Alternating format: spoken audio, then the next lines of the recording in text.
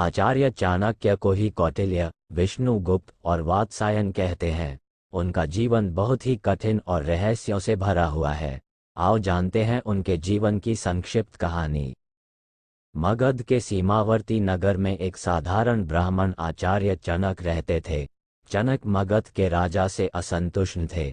चनक किसी भी तरह महामात्य के पद पर पहुंचकर राज्य को विदेशी आक्रांताओं से बचाना चाहते थे।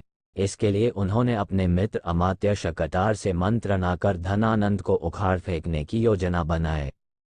लेकिन गुप्तचर के द्वारा महामात्य राक्षस और कात्यायन को इस षड्यंत्र का पता लग गया। उसने मगध सम्राट घनानंद को इस षड्यंत्र की जानकारी दी।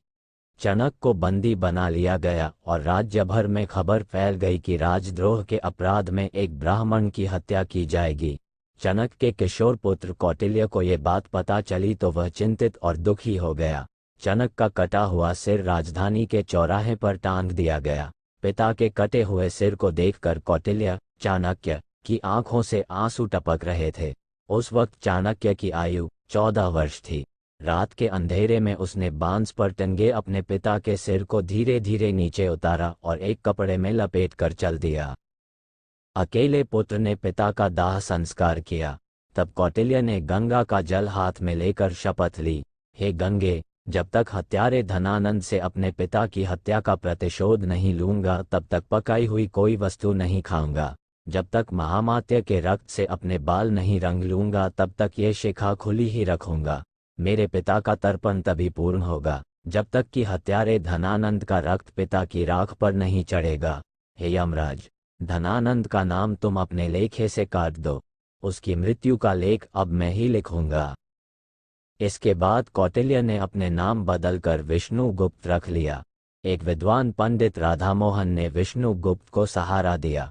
राधामोहन ने विष्णुगुप्त की प्रतिभा को पहचाना और उन्हें तक्षशिला विश्वविद्यालय में दाखिला दिलवा दिया। यह विष्णुगुप्त अर्थात चाणक्य के जीवन की एक नई शुरुआत थी। तक्षशिला में चाणक्य ने न केवल छात्र, कुलपति और बड़े बड़े विद्वानों को अपनी ओर आकर्षित किया बल्कि उसने पड़ोसी राज्य के राजा पोरस से भी अपना परिचय बढ़ा लिया। सिकंदर के आक्रमण के समय चाणक्य ने पोरस का साथ दिया। सिकंदर की हार और तक्षशिला पर सिकंदर के प्रवेश के बाद विष्णुगुप्त अपने गृह प्रदेश मगध चले गए और यहाँ से प्रारंभ हुआ उनका एक नया जीवन। उन्होंने विष्णुगुप्त नाम से शकटार से मुलाकात की। पिता का मित्र शकटार, जो अब बेहद ही वृद्ध हो चला था।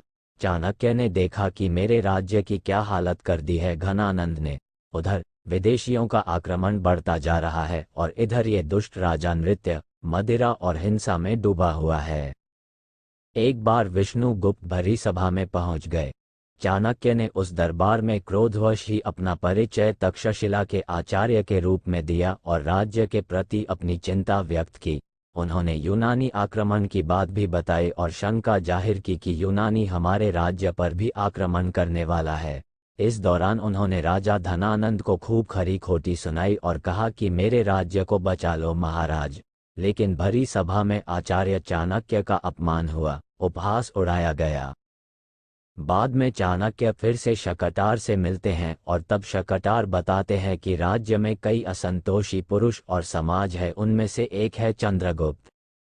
चंद्रगुप्त मुरा का पुत्र है। किसी संदेह के कारण धनानंद ने मुरा को जंगल में रहने के लिए विवश कर दिया था। अगले दिन शकटार और चाणक्य ज्योतिष का वेश धरकर उस जंगल में पहुंच गए जहां मुरा रहती थी और जिस जंगल में अत्यंत ही भोले भाले लेकिन लड़ाकू प्रवृत्ति के आदिवासी और वनवासी जाति के लोग रहते थे। वहां चाणक्य ने चंद्रगुप्त को राजा का एक खेल खेलते हुए देखा। तब चाणक्य ने चंद्रगुप्त को अपने जीवन का लक्ष्य बना लिया और फिर शुरू हुआ चाणक्य का एक और नया जीवन। कौटिल्य उर्फ विष्णुगुप्त अर्थात चनक पुत्र चाणक्य ने तब चंद्रगुप्त को शिक्षा और दीक्षा देने के साथ ही भील, आदिवासी और वनवासियों को मिलाकर एक सेना तैयार की और धननंद के साम्राज्य को उखाड़ फेंक कर चंद्रगुप्त को मगध का सम्राट बनाया। बाद में चंद्रगुप्त के साथ ही उसके पुत्र बिंदुसार और पौत्र सम्राट अशोक को भी चाणक्य ने महामंत्री पद पर रहकर मार्गदर्शन दिया। ऐसे हुई थी आचार्य चाणक्य की मौत। आचार्य चाणक्य की मौत एक रहस्य है। इतिहासकारों में इसको लेकर मतभेद है।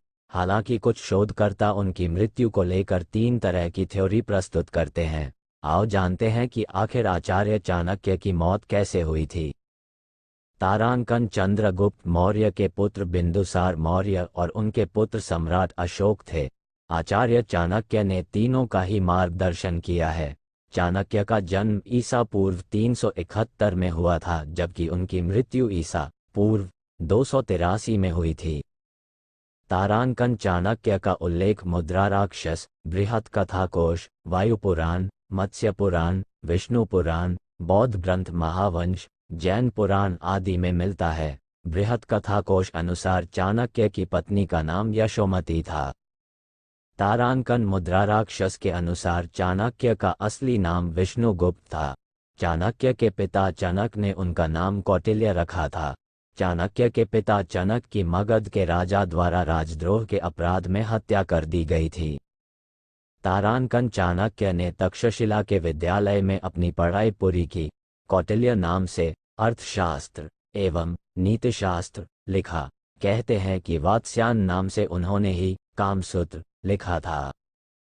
चाणक्य ने सम्राट पुरु के साथ मिलकर मगध सम्राट धननंद के साम्राज्य के खिलाफ राजनीतिक समर्थन जुटाया और अंत में धननंद के नाश के बाद उन्होंने चंद्रगुप्त को मगध का सम्राट बनाया और खुद महामंत्री बने। तारांकन चंद्रगुप्त के दरबार में ही मेगस्थनीज आया था, जिसने इंडिका नामक ग्रंथ लिखा। चाणक्य के कहने पर सिकंदर के सेनापति सेल्यूकस की बेटी हेलेना से चंद्रगुप्त ने विवाह किया था। तारांकन आचार्य चाणक्य की मौत के बारे में कई तरह की बातों का उल्लेख मिलता है। कहते हैं कि वे अपने सभी कार्यों को पूरा करने के बाद एक दिन एक रथ पर सवार होकर मगध से दूर जंगलों में चले गए थे और उसके बाद वे कभी नहीं लौटे।